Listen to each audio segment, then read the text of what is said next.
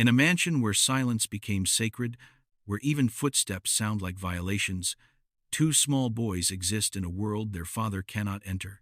Caleb and Lucas, twins born deaf, whose mother's faith died with her body 3 years ago. Their father, Jonathan Hale, a billionaire who built empires but cannot build a bridge to his own sons, believes some distances cannot be crossed, that some silences cannot be broken until a young maid named Naomi Brooks walks through his door.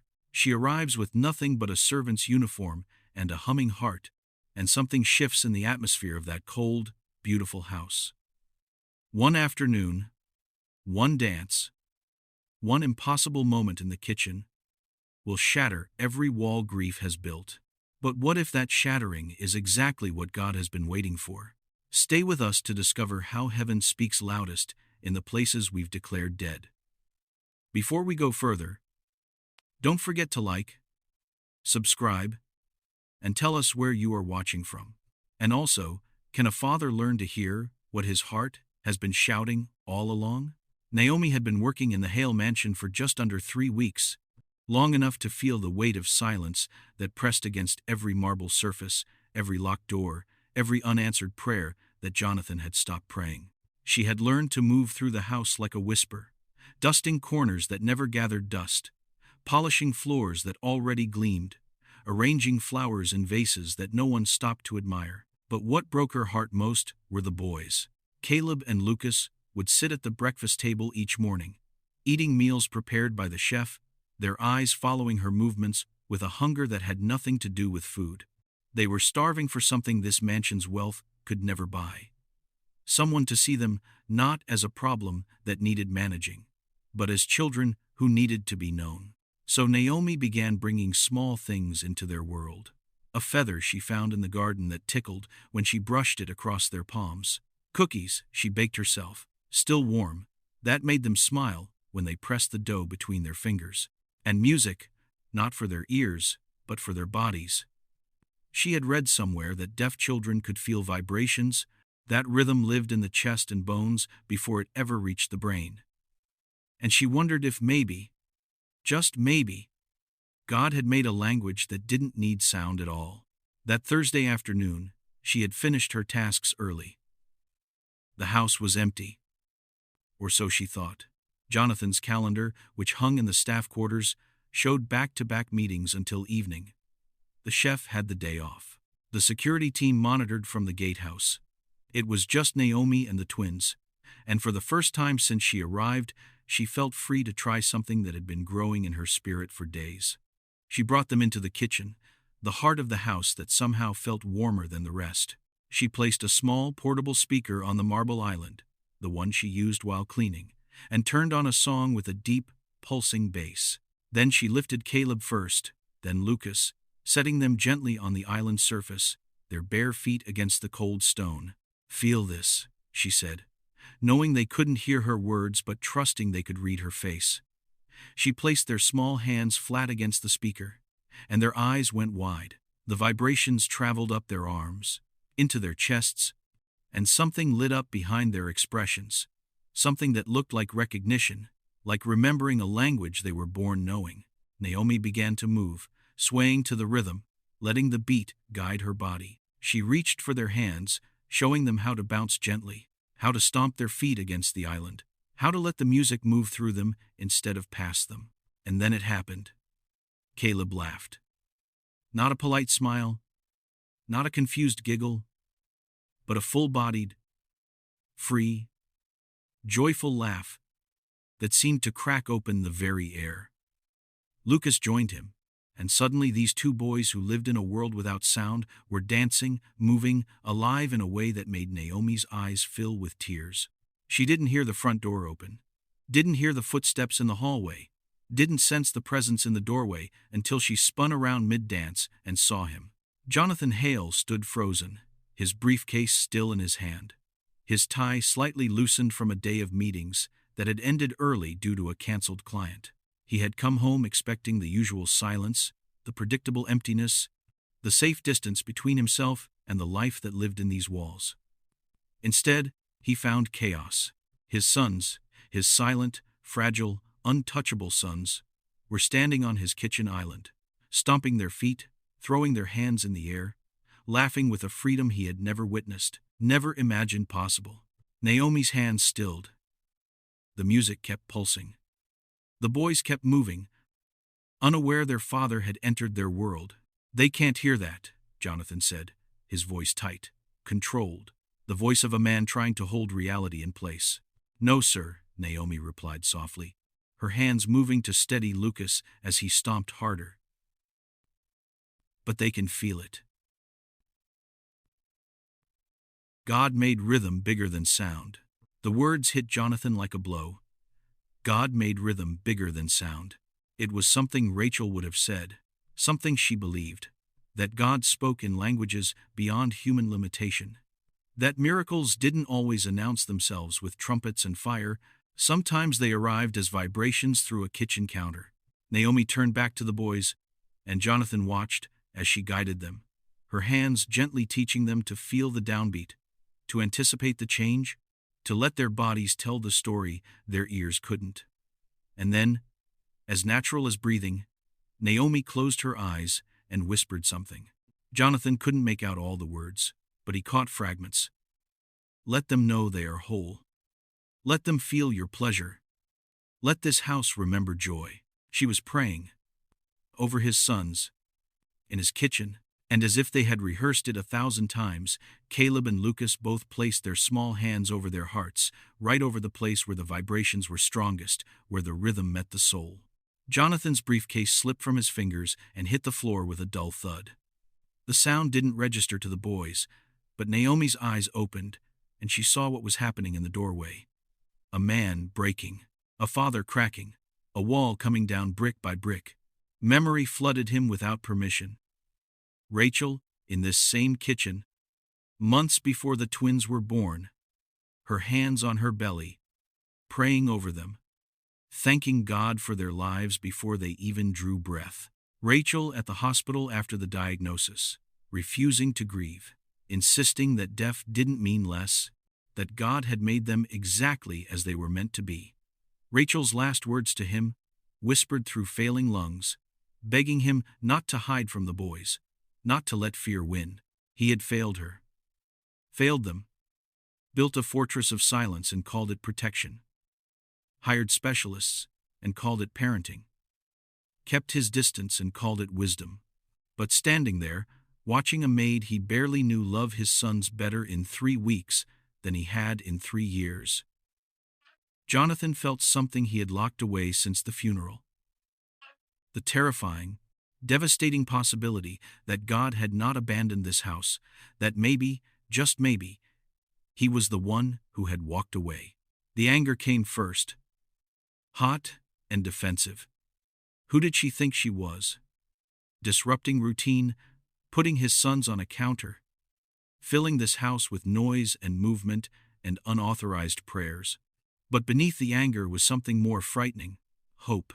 The kind of hope that required him to admit he had been wrong, that required him to step into a room where he didn't have control, where miracles happened, whether he believed in them or not. Caleb looked up then, and his eyes found his father's. For a moment, everything stopped. The music still pulsed, but time seemed to hold its breath. And then, slowly, deliberately, Caleb stretched out his small arms toward Jonathan. Not in need, not in demand, but in invitation. For the first time since Rachel died, Jonathan felt God standing in his kitchen. Jonathan didn't move toward his son's outstretched arms. He couldn't. His feet felt welded to the kitchen floor, his body caught between the instinct to run and the desperate ache to stay. The moment stretched and twisted until Naomi gently lowered the boys from the counter, their bare feet touching the ground, their expressions shifting from joy to confusion as they sensed the tension crackling through the air. "Turn it off," Jonathan said, his voice low and sharp. "Turn off the music." Naomi reached over and silenced the speaker. The sudden absence of vibration made the kitchen feel like a tomb again, all that life and laughter swallowed back into the silence that governed this house. The boys looked between Naomi and their father, trying to read what was happening in the language they knew best. Faces, postures, the storm gathering in adult eyes. I need to speak with you, Jonathan said, his businessman voice firmly in place, the one that closed deals and ended arguments. Alone. Boys, go to the playroom. But Caleb and Lucas didn't move. They had never learned to obey commands they couldn't hear, and no one had bothered to teach them the signs for instruction. They simply stood there, uncertain, until Naomi knelt down and gently guided them toward the hallway. With gestures they seemed to understand, a language of patience and touch that Jonathan recognized with growing discomfort as love. When the boys disappeared around the corner, Jonathan turned on Naomi with barely controlled fury. What do you think you're doing? Sir, I was just what? Putting my sons in danger? Standing them on counters? Disrupting their routine? His words came fast, cutting. Each one a brick, rebuilding the wall that had cracked when he saw Caleb's outstretched arms. You were hired to clean, not to parent, not to make decisions about my children. Naomi stood perfectly still, her hands clasped in front of her uniform, her face calm in a way that infuriated him further. She didn't defend herself, didn't argue, didn't shrink. She simply waited, and somehow her stillness felt like an accusation. Do you have any idea what could have happened? Jonathan continued, pacing now. The executive who controlled boardrooms trying to control this kitchen. This moment, this feeling clawing at his chest.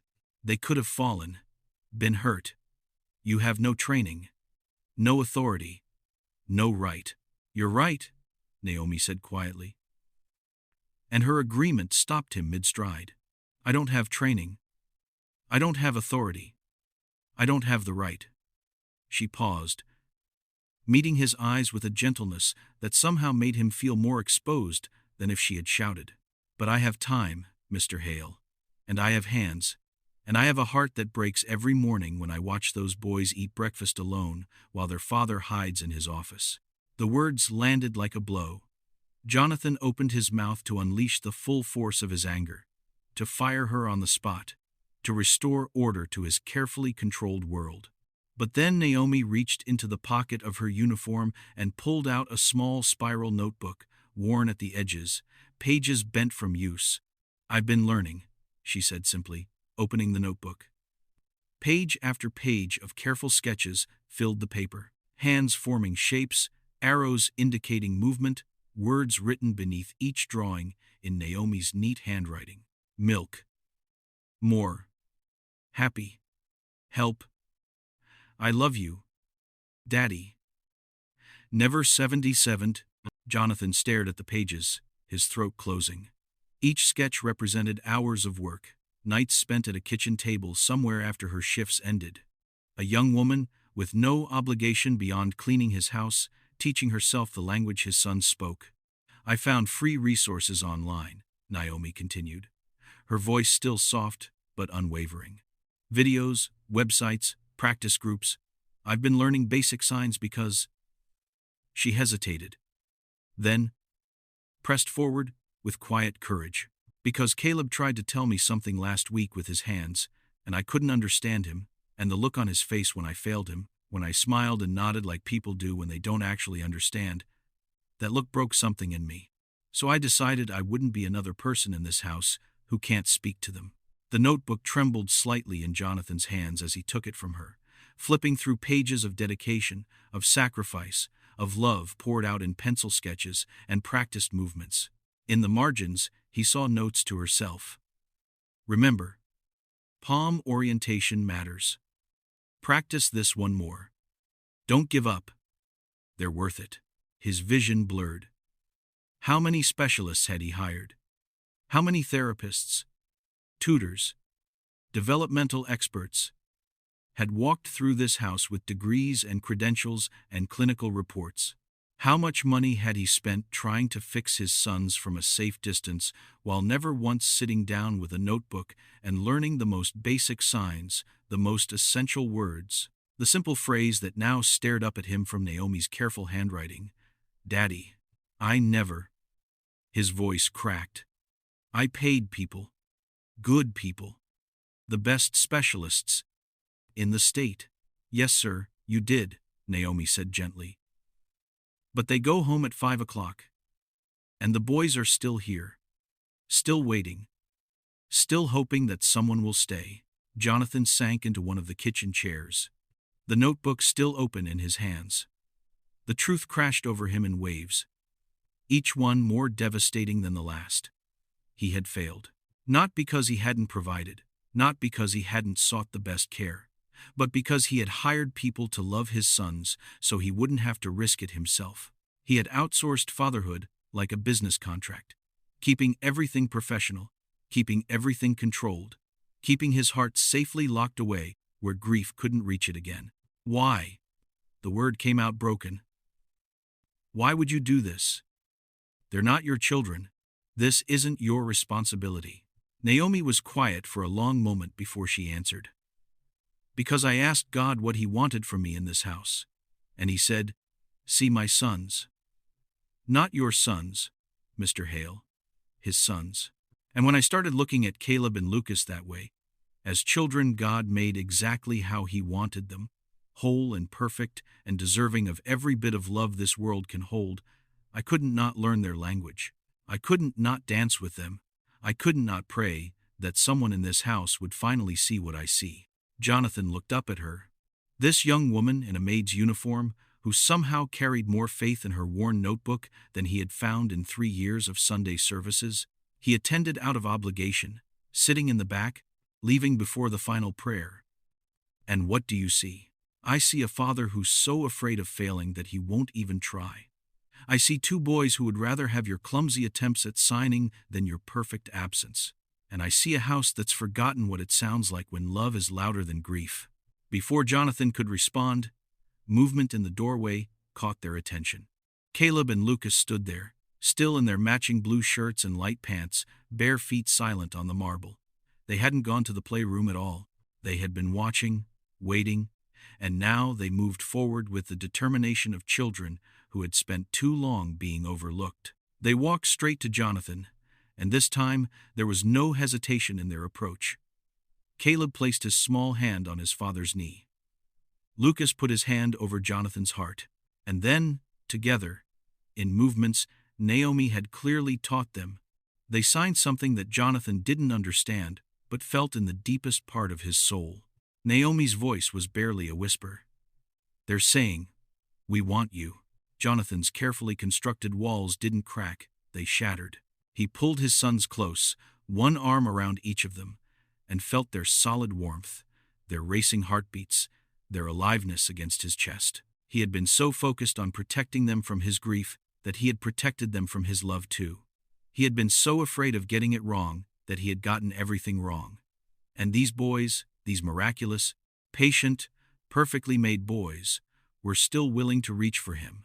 I'm sorry, he whispered into their hair, knowing they couldn't hear him but needing to say it anyway. I'm so sorry. The twins pulled back and looked at their father, really looked at him, with eyes that held no judgment, only hope. Caleb touched Jonathan's face, tracing the path of tears he didn't know he was crying. Lucas smiled, tentative but real. The miracle wasn't the dance, it was the invitation. Jonathan stayed there on his knees, arms wrapped around his sons, feeling their small bodies press against him with a trust he hadn't earned but was being offered anyway. The kitchen floor was hard beneath him, the marble cold and unforgiving, but he didn't care. He would have stayed there forever if it meant holding what he had spent 3 years running from. When he finally pulled back to look at their faces, Caleb wiped at his father's tears with clumsy fingers, his expression curious and tender. Lucas tilted his head, studying Jonathan as if seeing him for the first time, or perhaps as if Jonathan was finally letting himself be seen. The boys didn't need explanations. They didn't need apologies spoken in words they couldn't hear. They just needed this: presence, attention, a father who finally stopped moving long enough to be found. Naomi knelt beside them, the notebook still in her hand. She opened it to a page near the beginning, where the word Daddy was written in careful letters with a hand position sketched beside it. She looked at Jonathan with a question in her eyes, and he nodded, his throat too tight for words. Watch, Naomi said softly, and she formed the sign slowly, deliberately. Her hand moved to her forehead, fingers spread, thumb touching her temple, then moved down to her chin. Simple. Beautiful. The most important word he had never learned to say. She took Jonathan's hand, larger and rougher than hers, and guided it through the motion, forehead to chin. Once, twice, until the movement started to feel natural, until his hand remembered what his heart had been trying to tell him all along. Then Jonathan turned to his sons. He took a breath that felt like the first real breath he had taken in years, and he signed it. Daddy. His hand moved from forehead to chin, clumsy and uncertain, but filled with more truth than any words he had ever spoken in a boardroom, any deal he had ever closed, any speech he had ever given. Caleb's eyes went wide. Lucas's mouth formed a perfect circle of surprise. For a heartbeat, neither boy moved, as if they were afraid this moment might shatter if they acknowledged it. Then they both exploded into motion, their hands flying, copying the sign back to him again and again. Daddy. Daddy. Daddy. Their faces blazed with joy so pure it hurt to witness. Like looking directly into the sun, Jonathan pulled them close again, and this time when he cried, they were tears of something other than grief. Relief. Redemption. The beginning of healing that he had been convinced was impossible. He had spent 3 years believing that some things, once broken, could never be put back together. But here, in this kitchen that had witnessed so much silence, he was learning that restoration didn't mean going back to what was. It meant building something new from the pieces that remained. Naomi stood and moved back to the speaker, her hand hovering over the button. She looked at Jonathan, waiting for permission, and he realized this was the moment. He could retreat back into control, back into silence, back into the safe distance that had nearly destroyed them all. Or he could step forward into the terrifying, beautiful, unknown of actually living. Turn it on, he said, his voice rough, but sure. Please. The music filled the kitchen again, that deep pulsing bass that traveled through the floor and into their bones. The boys felt it immediately, their bodies responding with that same instinctive joy Jonathan had witnessed from the doorway. They began to move, bouncing, swaying, their movements unself-conscious and free. Naomi started to dance, and the boys reached for her hands. She looked at Jonathan, still kneeling on the floor, and she smiled. Not a triumphant smile, not an "I told you so," but an invitation. The same invitation his sons had extended. The same invitation God had been extending for 3 years while Jonathan pretended not to notice. He stood on shaking legs. Every rational part of his mind screamed that this was ridiculous. Jonathan Hale didn't dance. Jonathan Hale was a serious man, a businessman, a billionaire who commanded respect in boardrooms across the country. Jonathan Hale had an image to maintain, a reputation to uphold, a carefully constructed life that didn't include dancing in his kitchen with the hired help and his deaf sons to music only some of them could even hear. But Jonathan Hale was also a father who had almost lost everything that mattered while protecting everything that didn't. And right now, in this moment, with his sons watching him with hope-filled eyes and Naomi's gentle smile encouraging him forward, he made a choice that would change everything. He stepped into the rhythm. His first movements were stiff, awkward, the motions of a man who had forgotten how to let go. But Caleb grabbed one hand and Lucas grabbed the other, and they pulled him deeper into the music, teaching him without words what they had learned in minutes. That rhythm was bigger than sound. That joy was louder than fear. That love was always worth the risk. Jonathan let his sons guide him. He stomped when they stomped. He raised his arms when they raised theirs. He spun Caleb in a clumsy circle that made the boy laugh so hard he doubled over. He lifted Lucas high enough that the child's hands brushed the kitchen ceiling, and Lucas's squeal of delight was the most beautiful sound Jonathan had heard since Rachel's voice. And somewhere in the middle of that chaotic, graceless, perfect dance, something broke open inside Jonathan's chest. Not in pain, but in release. The grief that had calcified around his heart began to crack and crumble, making room for something he thought he had buried with his wife: faith. Not the sanitized, Sunday morning faith he had performed for years, but the raw, ridiculous, dancing in your kitchen faith that believed God showed up in the mess, in the broken places, in the moments when control finally surrendered to grace. He looked up, his sons still spinning around him, Naomi clapping and laughing, and he spoke to the God he had been arguing with for 3 years. Not in anger this time, not in accusation, just honest, broken, desperately grateful words. "You were here," he whispered, his voice lost in the music but heard by the one who mattered. "The whole time. You were here, and I was the one who left." The kitchen seemed to glow with something that had nothing to do with the afternoon sun streaming through the windows. This room, where breakfast had been eaten in silence and dinners had been skipped entirely, where grief had made its home for so long, was becoming something else: sacred ground. A place where a family was being born again, not from perfection, but from presence. When the song finally ended, all 4 of them collapsed onto the kitchen floor, breathing hard, sweaty, alive. The boys curled into Jonathan's sides, their heads on his chest, feeling his heartbeat like they had felt the music. Naomi sat across from them, her uniform wrinkled, her hair escaping from its neat bun, her face radiant with the kind of joy that comes from watching prayers get answered in real time. "Thank you," Jonathan said, looking at her with eyes that finally saw clearly. "For not giving up on us, for seeing what I couldn't, for being the answer to a prayer I was too angry to pray."